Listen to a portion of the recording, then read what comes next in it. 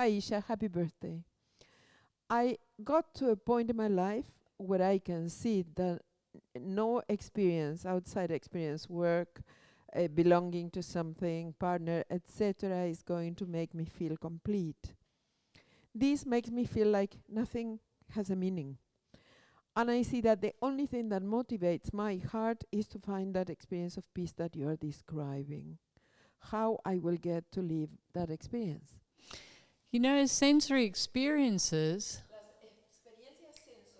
are transient, so we can never find completion. And we're taught to chase goals.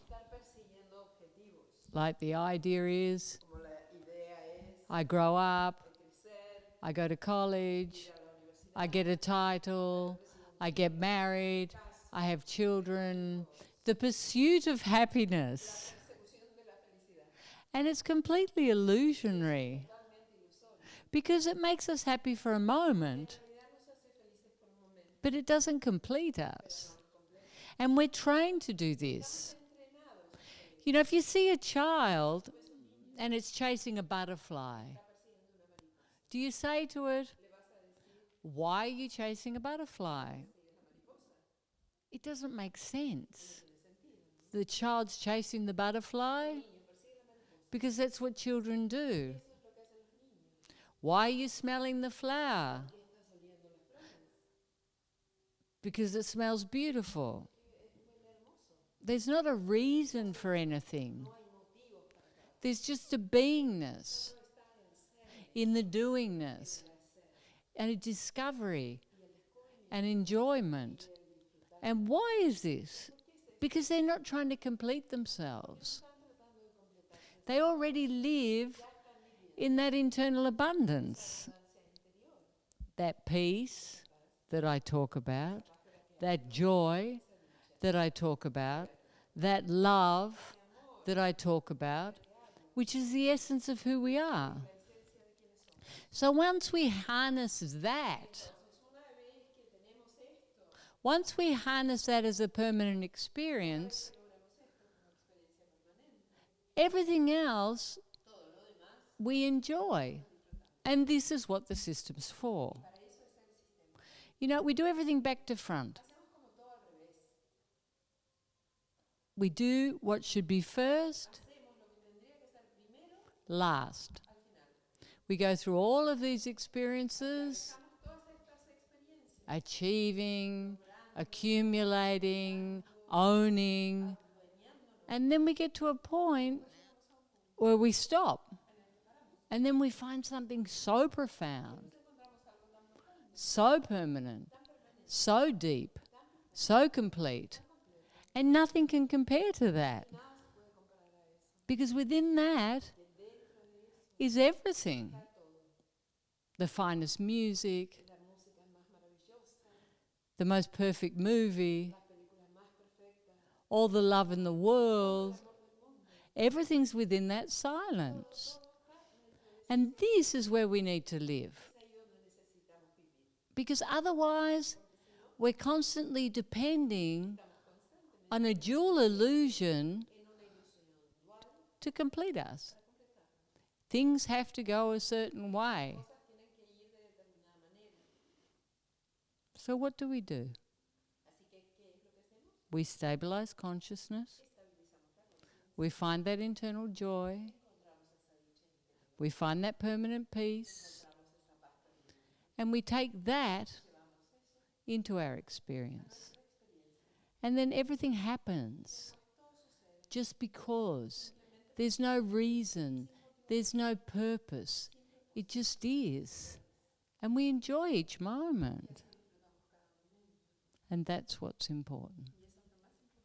To be enjoying each moment. From a place of abundance. As a child, why are you chasing the butterfly? Because I want to see where it goes. I want to discover the world behind a butterfly. Marco is asking, which is the difference in between liking, desiring, and loving? The three things aren't always together, no? You can desire someone you don't like. You can love someone that you don't desire. They're all illusionary. The only one that's real is the love, and that comes from self. So really there's no difference because they're all external. They're all part of the same. They're all part of the human experience. They're not part of our God experience. So they're identical because they have duality. I like, therefore I don't like. I desire, therefore I don't desire. I love or I hate. You know, it's not the love. I. Wherever the I is the illusion, and it's not complete. Happy birthday, Isha. Thanks for always being with us. I love you. I'm experiencing a situation where I'm watching my head that wants to be the protagonist. I go to my heart and I feel at peace. I feel I don't want to fight, nor defending my truth. But the head is extremely strong. Can you talk about this, please? Well, you need to stay in your heart because you're identifying with the small I. I have to be right. I have to be validated. I have to win. I have to be the most important. I. In your heart? Is it important? Of course not, because it doesn't exist, right or wrong. It's all based in duality. It's not based in unconditional love. It's based in ideas. I fight for my ideas. I kill for my ideas. I am my ideas. Are you your ideas? Are you your belief systems? No, you're much more than that. We have to get to this point where we witness beyond good and bad, right and wrong, beyond desire, beyond the senses, just from a place of innocence, where there's no education. There's just the beingness and the beauty. We have to get to this point that we're not boxing and separating everything. Because what happens? We have an emotional response to everything. So we're not free. If we're free, it's just another experience. It's not good. It's not bad. There's no I involved. It's just another experience. And the fear dissolves. And the need to prove something dissolves. So keep giving everything back to the consciousness. You know, this is an advanced darshan. I don't know, the babies might think I'm crazy. Yeah, but that's true. So, you know, it's okay. Andre is asking, the practice of the system showed me during all my life I mistreat myself, I was over-exigent with myself, and I believe not being good enough and not deserving. How can I come out of this space? You know, I think the whole world's guilty of that. Because we're always trying to create situations where we feel inadequate. Because we're always comparing. And there's always more. And there's always less. And it just confirms that we don't love ourselves or that we're not deserving of love. So we have to stop. And we have to make one thing important. And that's what we're experiencing inside. Our own unique beingness. And once we find our own authenticity, we're not trying to prove ourselves. You know, all this comes from a place of immaturity. You know, I'm the most beautiful. I'm the most intelligent. I'm the fastest. I'm not fast enough. I'm not beautiful enough. I'm not intelligent enough. You know, it's always this constant duality which makes us suffer. But when we're just being us, there's no comparison. I'm the best at being me. And once you're just yourself, you don't even think about that. It's not even a thought. You don't get up in the morning and say, I'm doing such a good job at being me. And you look in the mirror, no one's more beautiful than being me. And you go to work, no one does such a good job of being me than me. So all the comparison disappears. Why? Because you're focused in unity. You're not focused on this constant competition, goal-orientated competition. And everything changes. Because without that, you cannot torture yourself. Because you can be sure there's always more or less of everything. That's how the illusion works. Because it's unlimited. So just rejoice in being yourself. And everything will unfold perfectly. Because there won't be thoughts. When you're being yourself, it's like when you're being the truth. You don't have to think about it. You don't have to think about it. It just is. And the head's empty. It's just present. In this moment, here I am, enjoying the silence.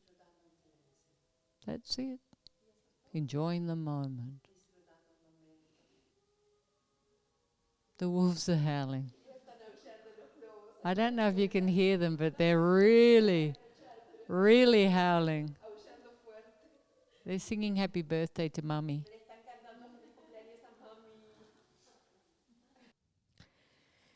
How can I embrace the inner peace I'm feeling and all the love I'm feeling inside me to all the external daily things I do? Well, you don't open the door so it doesn't escape. You know, if it's in you, you have to keep it there. And if you keep it there, you take it with you. But what happens if something external affects that? You lose it, no? The door flies open. And the happiness goes out the window. So how do you stop that? You have to have it permanently stabilized. And that's what the system's for.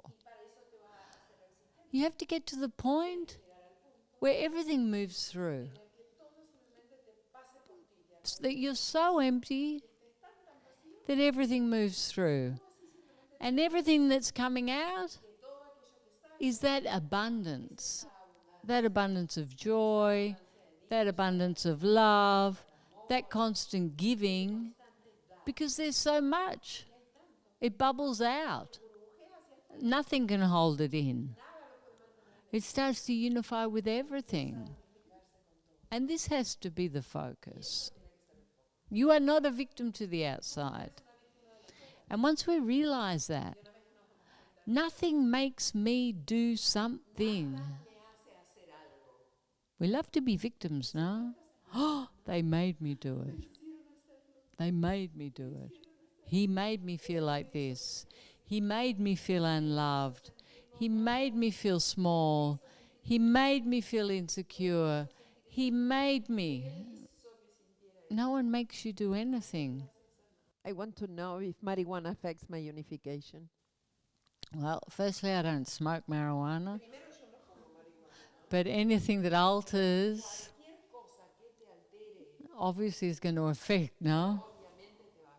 It's going to make you very exalted and not as sharp. It's so wonderful to be really present when you're unifying. You know, if you're smoking dope, you're not completely present. You're in a dream. And you need to be here with you and enjoy it. So yes, it will affect it. Is it going to be a big negative thing? No, I doubt it. But I don't think it serves much either. One of the essence of unifying is going beyond our addictions. So we don't need substances to change our reality. Because our experience within reality is so wonderful, we don't want anything to blur the lines. And that's what's beautiful. There's nothing more precious than the experience of consciousness. It's very present, it's very defined, it's present with everything, and everything's real. And there's nothing more beautiful than the reality of unconditional love. No drugs.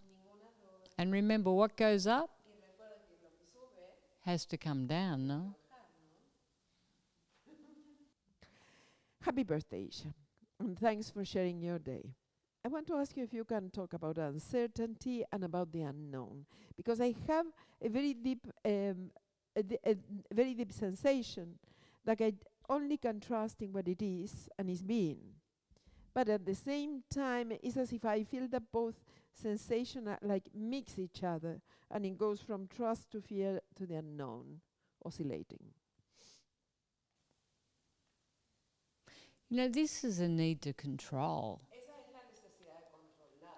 And if you're here now, and you're really embracing this moment, you can do it from a place of love. But if you go off into the future, there's a billion possibilities. In this moment, there's one possibility. This reality. What is wrong in this moment? Nothing. Now I go into the future. It could be positive. Could be negative. This could happen. That could happen. What happens? The pendulum of the mind. It starts. Click, clock, click, clock, click, clock. Not present. Not in peace. It's all victim to the intellect. What will happen? What will happen? And that's the house of fear. In uncertainty.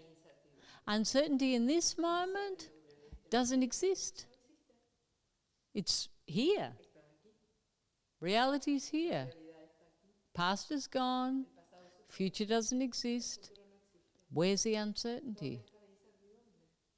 Nowhere. In this moment, I trust implicitly. In this moment, it's gone. I'm completely here in the moment. So just stay here. You cannot change the future by worrying about it.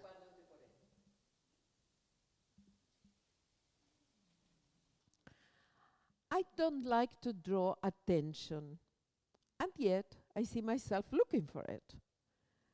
Why this contradiction within me?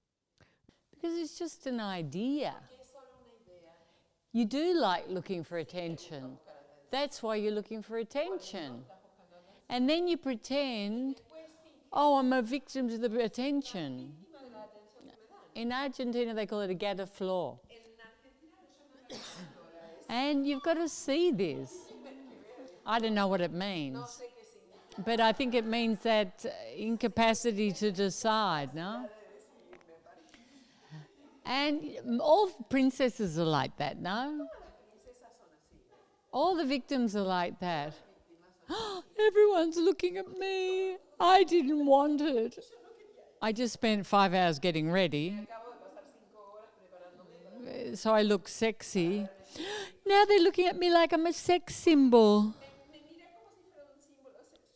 It's not my fault. And we have to see this. We have this idea of how we are. But the truth is, we're exactly as what's seen. That's the truth. And start waking up to reality.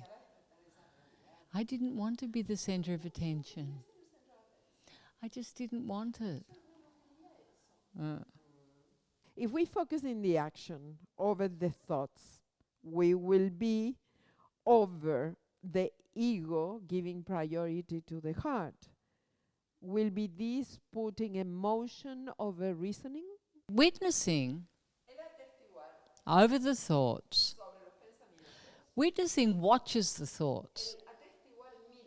What is the thoughts? Well, it's part of the ego, no? It's the character, it's the personality, it's the intellect. So witnessing comes from the stillness of the heart, the oneness of the heart. That's all. You just witness the thoughts. There's always a watcher that can see the duality, who can choose what it wants and what it doesn't, who it's going to be. It's in each moment. I wouldn't put any more head into it. Firstly, I can't answer the question. Second, it's too complex. And life's simple. There's nothing complex about it. Where it comes this need to be seen, because I feel invisible. Why do you feel invisible? Because you're not being real to yourself. You're not speaking your truth. You're not valuing yourself. And you feel like other people don't take any time for you. But you need to give that time to you. It doesn't matter what other people see. If you're standing in your truth, if you're giving your truth, if you're giving from a place of value, everyone will see you. But the most important thing is, how are you seeing you? Obviously, you're not loving yourself. You're not thinking you have value. You feel insignificant. Like people don't care if you're there or not. Is that reality? I doubt it. I think it's your violence. It's your violence with you. And you have to see that. You know, I feel like I'm screaming to be heard. Why are you feeling like that? Because you're not loving you. You're not listening to you. You're listening to this stupid voice in your head that tells you that you have no significance, that you're invisible. And it's really the voice of a victim, no? Oh, I'm sad.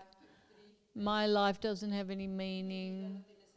No one can see me. Nobody loves me. I feel invisible. People wouldn't care if I just disappeared.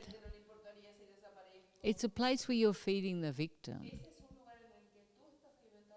And you have to catch this. Just the fact that you're thinking about that shows how much you're feeding the victim. I am insignificant. Nobody loves me. Majo, I can hear the voice more and more that control me for so many years. You cannot do it, you will not achieve it. More than ever shows up when I'm going to do a jump of growth. Okay, so the thing is, just move into action. Just do it. It doesn't matter what voice is there. There's too much focus. Just move into action. If the voice says you can't do it, use that as the catalyst to do it. Because what can happen? Nothing. Another experience. Just have experience after experience. And stop thinking, oh, I'm going to do something wrong. You can't do anything wrong. If it's goal-orientated and you have this objective, you've already lost. You need to have an experience. Move towards that. The result will be perfect because the result's in each moment. Each step I take, I discover myself.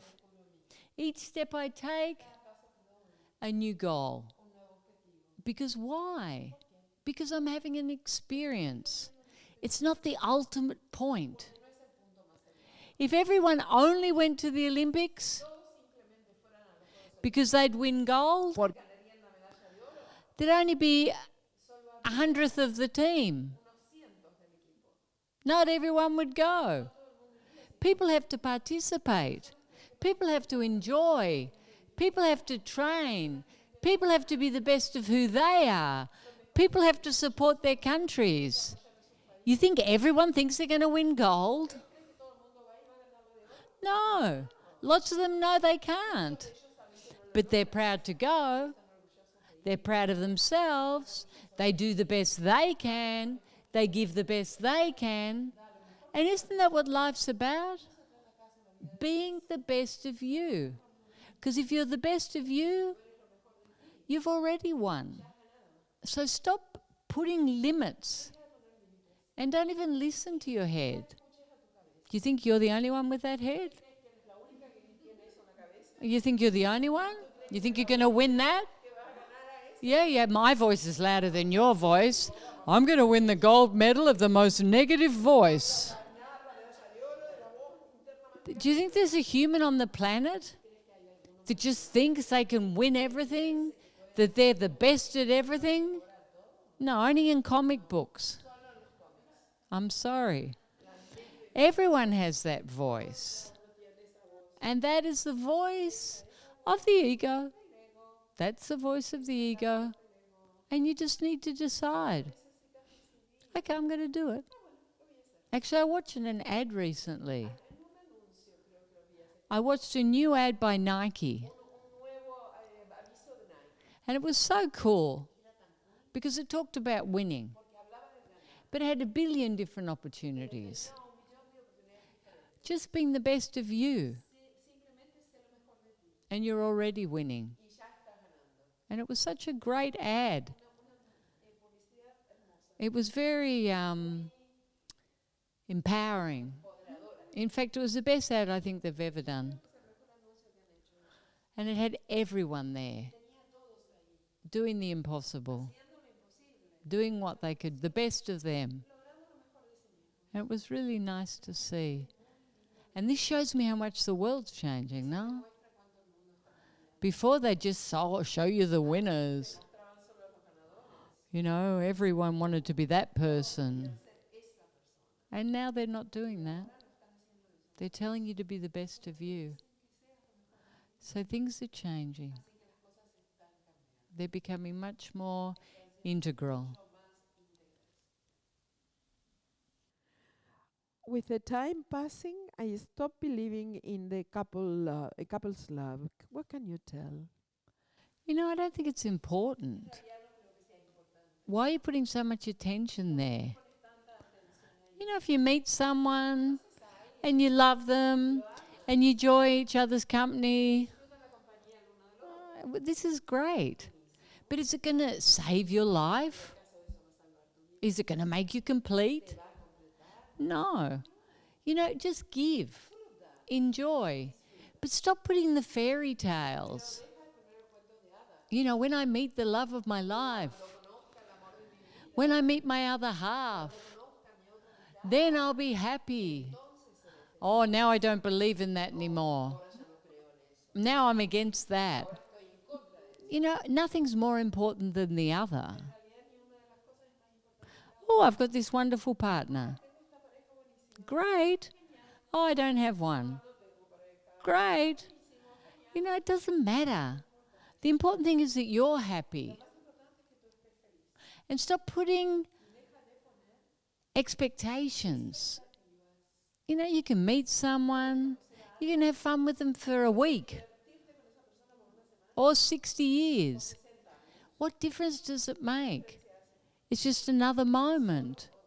Just be open to give. Stop putting expectations. Oh, I'm going to get hurt. What does it matter? You've been hurt 100 times. You're still here. You survived. Jump in again. Do it again. Have a new experience. Oh, I don't believe in partners anymore. Why? Just have fun. Stop making everything important. This is the problem with humans. Everything's for life. And we have to sign contracts. And we have to swear on Bibles. And we have to tell God, in the eyes of God, like God cares. He's like, yeah. Whatever. Just have fun. Lighten up. Please. Lighten up.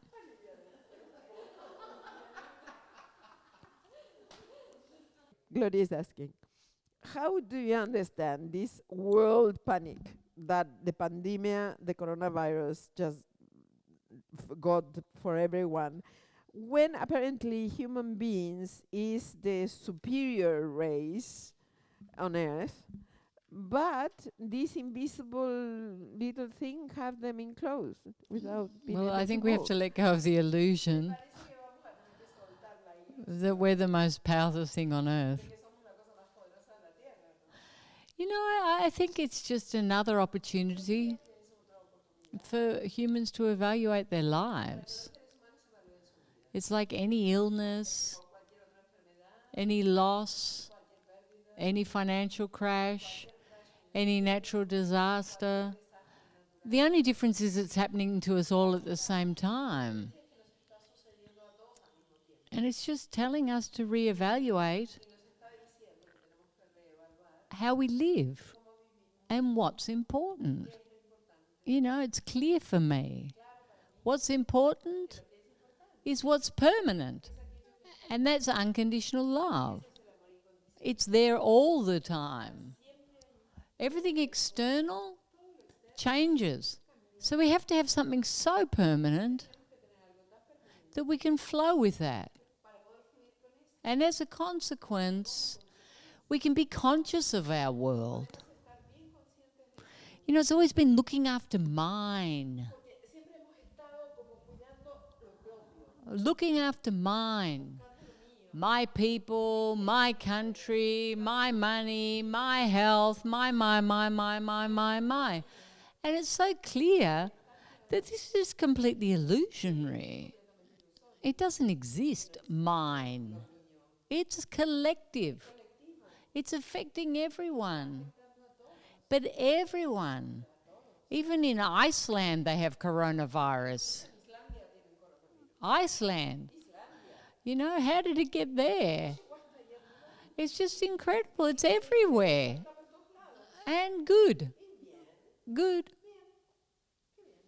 Now we have to change. Now we have to evolve. Now we have to trust. And this will pass. It will pass. And then something else will happen. Until we really change. Until we really find love. Until we really value what we have. You know, Mother Nature, she's going through menopause. I'm sure of it. There's bushfires, there's everything happening. And she's not happy. She's like, you know, you bastards, stop destroying the planet. It's time to wake up. It's time to elevate your consciousness. Stop consuming and start appreciating. Really? Do you need so much? Stop defining yourself through what you have and more through what you're being and what you're giving. So I think this is what's happening. and what you're consuming. You know, it's amazing what's happened. It can only be good. It's a wake-up call.